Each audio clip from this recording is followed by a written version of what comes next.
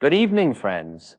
Pull up a chair and imagine we're gathered in a sunlit lecture hall, the kind you might find on a crisp California morning back in the early 90s. The blackboard's fresh with chalk, and outside the world is buzzing with new ideas, rockets lifting off, transistors powering the first pocket-sized radios, and scientists like us piecing together the secrets of the universe one question at a time. Tonight, we're starting a journey into something that seems so ordinary, yet it's one of nature's deepest riddles. What makes things have weight? What gives stuff its heft? That resistance when you try to push or pull it. We're talking about mass, that fundamental property we all feel every day, from lifting a cup of coffee to watching a satellite orbit the Earth. But don't worry if you've never cracked open a physics book. We'll take this step by step using simple stories and everyday pictures, and I'll show you how even the trickiest ideas from the subatomic world can make sense. Let's dive in. First off, let's think about mass in the way most of us encounter it, the world around us, the one we can see and touch. Picture yourself in a park, tossing a ball to a friend. Why doesn't the ball just zoom off into the sky like a feather in the wind? It's because of mass, that inner stubbornness that says, no, I'm not changing my motion easily. This idea goes back to a fellow named Isaac Newton, who way back in the 1600s watched an apple fall from a tree and started wondering about the rules of motion. Newton figured out that to make something speed up or slow down or change direction, you need a force. And the amount of push you need depends on the object's mass. In simple terms, the force required is equal to the mass times how quickly you want it to accelerate that change in speed over time. Now, acceleration might sound fancy, but it's just how fast something's motion is changing. If you're in a car and you gently press the gas pedal, it picks up speed slowly. Slam it down and whoosh, you accelerate fast. Mass is what makes a heavy truck harder to get moving than a bicycle. It's like the truck has more inertia, that natural laziness of objects to keep doing what they're doing, either staying still or moving straight ahead. Back in the 1950s, when engineers were designing the early rockets for the space race, they had to calculate this carefully. Imagine the Saturn V rocket, that massive beast standing taller than a building loaded with fuel and payloads. Its huge mass meant it resisted takeoff fiercely, so they needed enormous thrust from those engines to overcome it. Without understanding mass this way, we wouldn't have put boots on the moon in 1969. It's the anchor that keeps everything in check amid the push and pull of forces. Weight is what you feel when gravity tugs on that mass. On Earth, a 1 kilogram book weighs about 2.2 pounds because of our planet's pull. But take that book to the moon, where gravity is weaker and it weighs less, though its mass stays the same. You could still throw it with the same effort in terms of changing its motion. To see this clearly, think of the famous experiment from the Apollo 15 mission in 1971. Astronauts dropped a feather and a hammer at the same time on the lunar surface. No air resistance up there, just pure gravity. They hit the ground together. Why? Because in a vacuum without air slowing the feather, both objects accelerate the same way under gravity regardless of mass. Mass resists changes in motion equally for all, but gravity pulls based on that mass. It's a subtle difference, but it crushes the idea that mass is just heaviness. Mass is deeper, it's the essence of an object's resistance to being messed with. To really wrap your head around this, we need to peek at some tools from calculus. But don't fret, I'll keep it as straightforward as counting apples. Calculus is like a superpower for measuring change, invented by Newton himself and another thinker named Leibniz. It's all about slicing continuous things into tiny bits and adding them up. For motion, velocity is speed in a direction, and acceleration is the rate at which velocity changes. To find out how something moves over time, you integrate, that is, you sum up all those tiny changes. Think of it like plotting a graph of your walk to the store. The area under the curve of velocity versus time gives the total distance traveled. Mass comes in when we talk about momentum, which is mass times velocity. To change momentum, you apply force over time, and that's another integral force. Integrated over time equals change in momentum. In the 1960s, when computers were just starting to hum in university labs, those big room-sized machines with punch cards, this kind of calculation became crucial for simulating everything from car crashes to nuclear reactions. Engineers would break down the motion into tiny time steps, add them up like integrating a function, and predict how mass affected the outcome.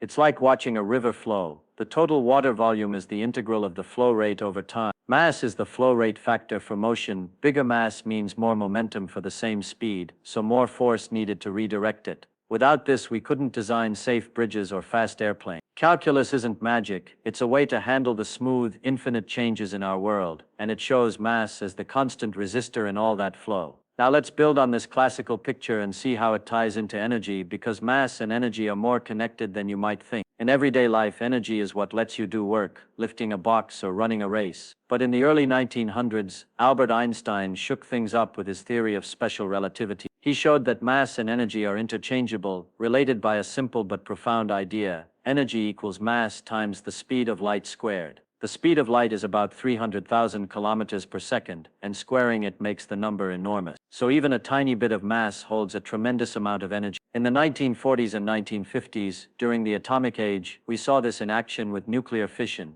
In reactors and bombs, a small loss of mass in uranium atoms released huge energy bursts, lighting homes or sadly devastating cities. By the 1960s, nuclear power plants were sprouting up, turning that mass energy secret into electricity for millions. Einstein's insight came from thinking about what happens when things move really fast, near light speed. In relativity, mass isn't fixed, it increases as speed goes up, making it harder to accelerate further. It's like the universe saying, "Slow down, buddy, you can't catch the light." To connect this back to calculus, energy in classical physics is the integral of force over distance, what we call work. Push something a little way with a force, add up all those tiny pushes, and you get the energy transfer. In relativity, that gets more complex because space and time blend together, but the core idea holds. Mass is a form of stored energy frozen in place until something unlocks it. During the space race of the 1960s and 1970s, mission planners obsessed over this. Every gram of mass in a spacecraft meant more fuel needed to lift it, and fuel has mass too, so it snowballs. They used relativistic corrections for high-speed probes, integrating trajectories that accounted for mass's role in curving spacetime just a tad. It's wild how something so abstract powers real rockets hurtling toward Mars. In the 1920s, a brilliant physicist named Paul Dirac was puzzling over how to combine quantum mechanics, the rules for the minuscule, with relativity. Quantum mechanics treats particles not as solid balls but as waves of probability flickering in and out of existence. Electrons, for instance, aren't just zipping around atoms, they're smeared out like clouds with chances of being here or there. Dirac wanted a math description that worked for these speedy electrons, ones moving close to light speed in heavy atoms. His big breakthrough was a wave equation that incorporated mass as a key player.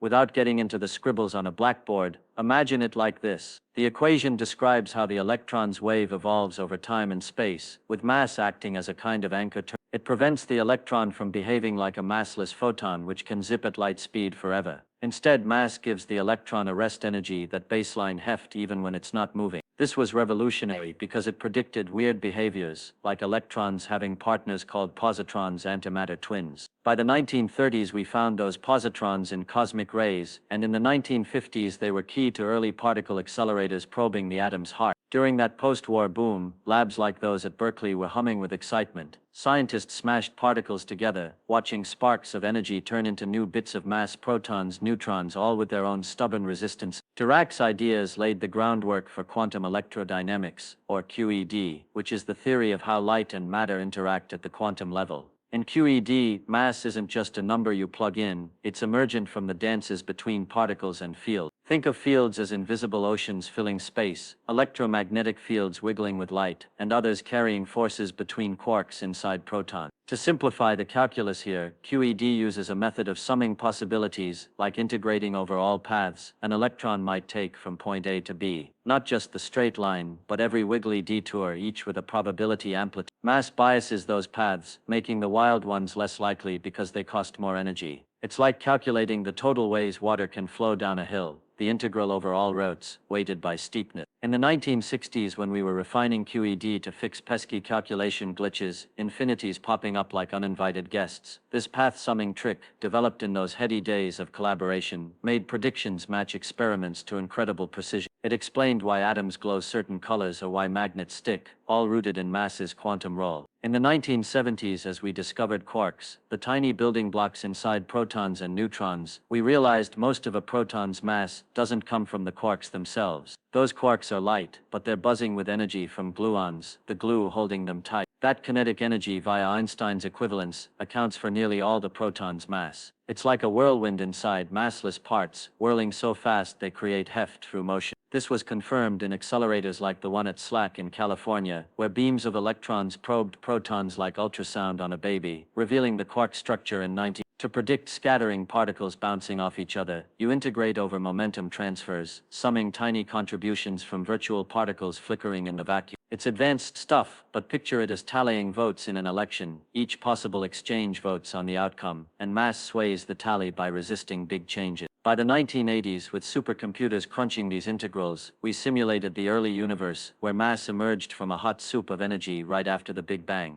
In those simulations, mass dictates how matter clumps into stars and galaxies, all from integrating density waves over cosmic time. Friends, as we wrap up this first chat, remember, mass starts as that simple resistor in Newton's laws, but it blooms into something profound: frozen energy, quantum anchor, emergent from fields, and frenzied motion. We've journeyed from apples to atoms, using calculus as our gentle guide to sum the infinite. In the era of moon landings and nuclear dreams, these ideas weren't just theory, they built our world. Next time we'll push deeper, exploring how mass truly arises in the quantum foam, and why your everyday definitions might just crumble under the weight of nature's truths. Stick around, there's magic ahead. Last time we left off peering into the quantum haze, where mass isn't just a lump of stuff, but something born from energy and field. Picture us here again in that same lecture hall. Maybe it's 1975 now, with the faint whir of a new slide projector in the corner, and news of the Viking lander prepping for Mars buzzing in the hallway. We're ready to plunge deeper into the subatomic dance, where everyday notions of mass get turned upside down. We'll use simple pictures like arrows twirling and paths wiggling to make sense of it all. And yes, calculus will tag along, but only as a friendly tool to sum up the possibility. Let's keep exploring.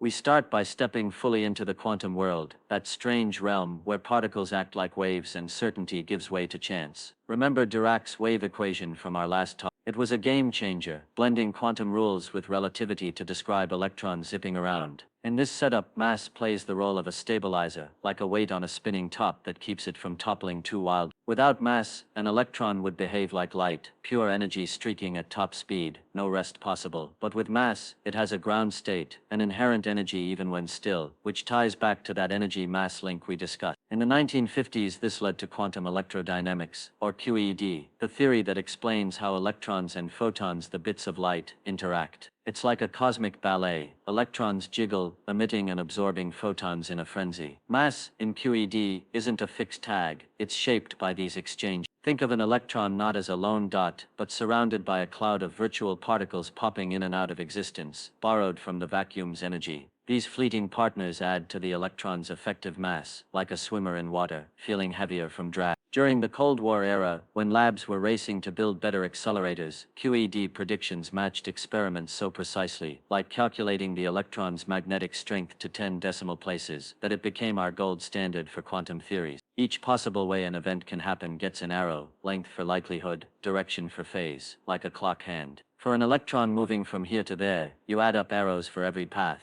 and the final arrow's square gives the probability. Mass twists those arrows, making paths with big detours spin faster or slower, canceling some out. It's a beautiful way to see interference, why quantum things sometimes reinforce or fade. In the 1960s, as we puzzled over weak nuclear forces in reactors, this arrow method helped untangle mass's role in decays, where particles transform and mass shifts, like currency in an exchange. To really grasp mass in quantum terms, we turn to path integrals, a way to sum all those possibilities, with calculus's help. Path integrals are like tallying every road a hiker could take up a mountain, not just the trail, but every bushwhack and loop. Each path contributes a little wave, an amplitude, and you integrate sum infinitely over them all to find the total chance. Mass enters as a penalty for straying too far. It makes long, loopy paths cost more in energy, favoring the straight. This method, honed in the post-war years, fixed QED's early bugs, those infinite results that plagued calculations. By renormalizing, subtracting the bad parts in a clever way, they made sense of mass as a measured value, not the bare one in theory.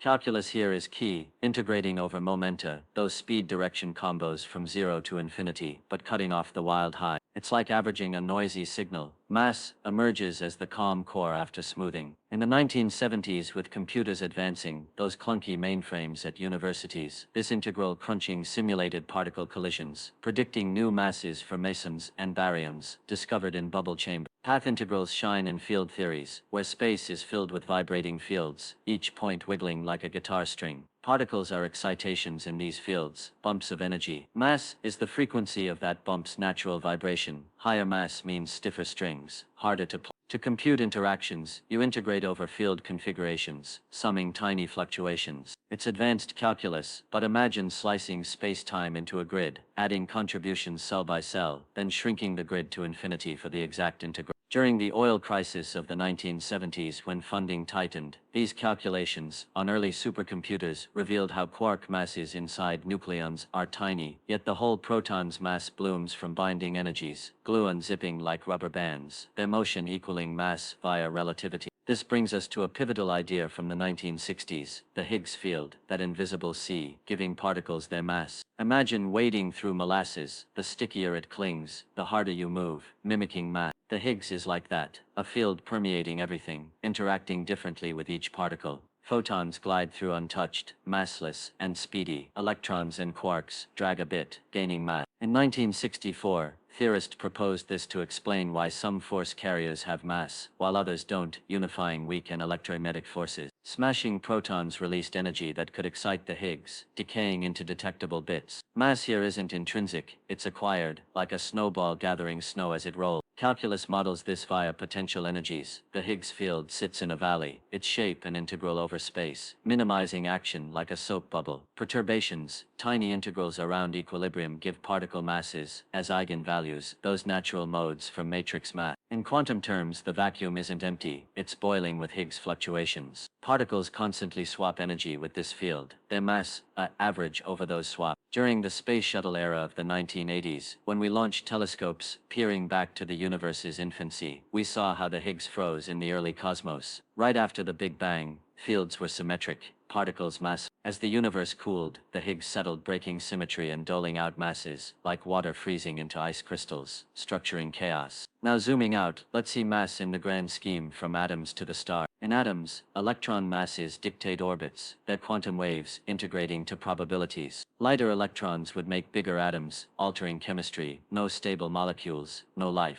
Proton mass, mostly from quark-gluon frenzy, sets nuclear stability. In the 1950s, stellar models, integrated on punch-card computers, mass-governed fusion. Heavier stars burn hotter, shorter lives. On cosmic scales, mass bends space-time in general relativity, gravity as geometry. Planets orbit because mass warps the fabric, paths following geodesics, shortest integrals in curved space. Calculus here computes orbits as differentials, solving for trajectories. During the 1960s, radar echoes off Venus refined these, confirming relativity's mass-induced time dilation. Black holes, where mass crushes to a point, integrate horizons via metrics, infinities, tamed, like in QED. Simulations in the 1980s, running on Cray machines, integrated density evolutions, showing masses pull shaping the cosmic web. Without it, everything flies apart. With it, stars form, planets cool, life sparks. It's emergent, a symphony from quantum fields, interactions and energies. Your old view of it, as mere weight, crushed by the quantum reality. Mass arises from Higgs drags, path sums, and frozen motion. In our era of accelerators and moonshots, these truths powered discoveries. From transistors to telescopes, we've used calculus to integrate the infinite, revealing nature's elegant rules. But questions linger. Why these masses, not others? That's for future chat. For now, marvel at the universe's cleverness. See you soon for more wonder.